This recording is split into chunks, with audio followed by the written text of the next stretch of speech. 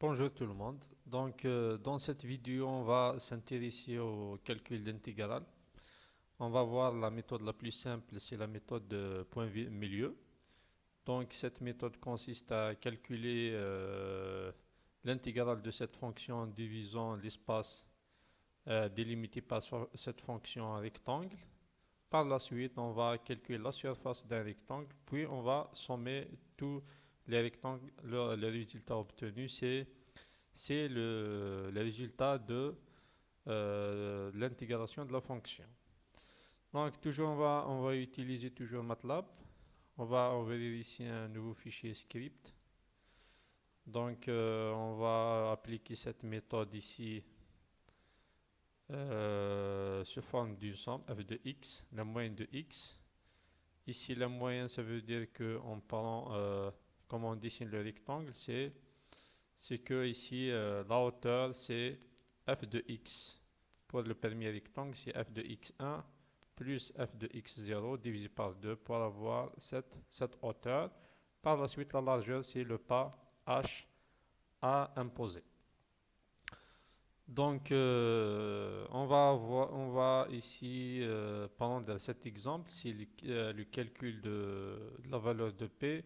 On calcule l'intégrale de cette fonction-là, 4 divisé par 1 plus t au carré ou x au carré. Donc on peut mettre ici x au carré.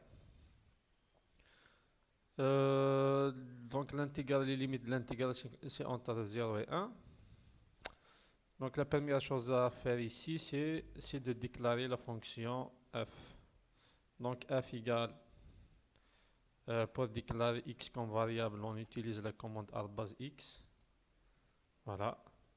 Vous avez ici 4 divisé par 1 plus x au carré. Donc voilà. Donc si vous avez ici y, par exemple plus y, donc vous rajoutez ici y comme une autre variable. Voilà, donc ici nous avons juste x comme variable. Une fois on a déclaré x, la fonction f de x, donc sans oublier de rajouter clear all ici pour effacer la mémoire et celle-ci pour effacer l'écart. Maintenant on doit déclarer le pas h. On va le prendre dans 0,01. Par la suite, il faut déclarer x qui est égal à, il est entre 0 et 1, comme c'est mentionné dans l'exemple ici. C'est le bond d'intégration. Par la suite, il faut diviser l'intervalle de x par le pas h. Voilà. Il faut initier par la suite l'intégrale à 0. Donc, intégrale point milieu égale à 0 au début.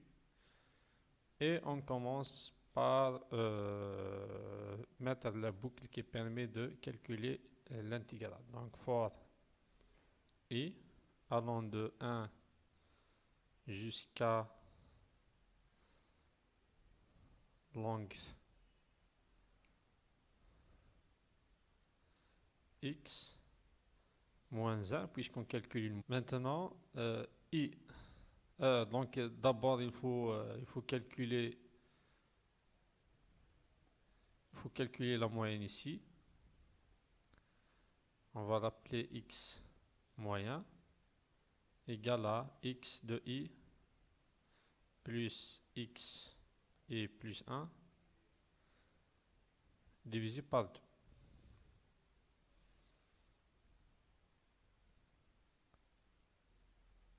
Voilà. Par la suite, nous avons i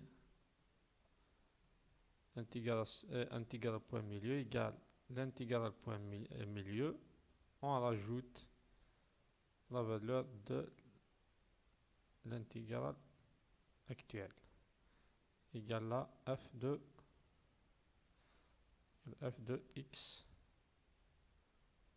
x1.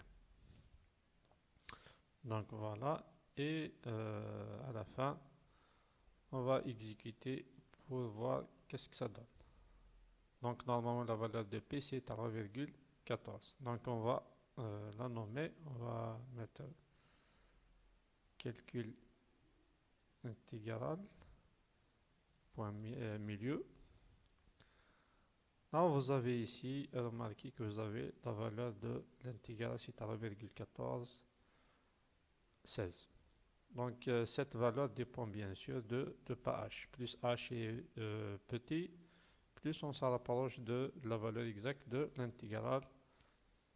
Mais on perd en rapidité. Si on veut gagner en rapidité, donc on réduit le pas h, on augmente le pas h et on perd ici en précision, mais on a toujours la solution juste à 10 puissance moins 2.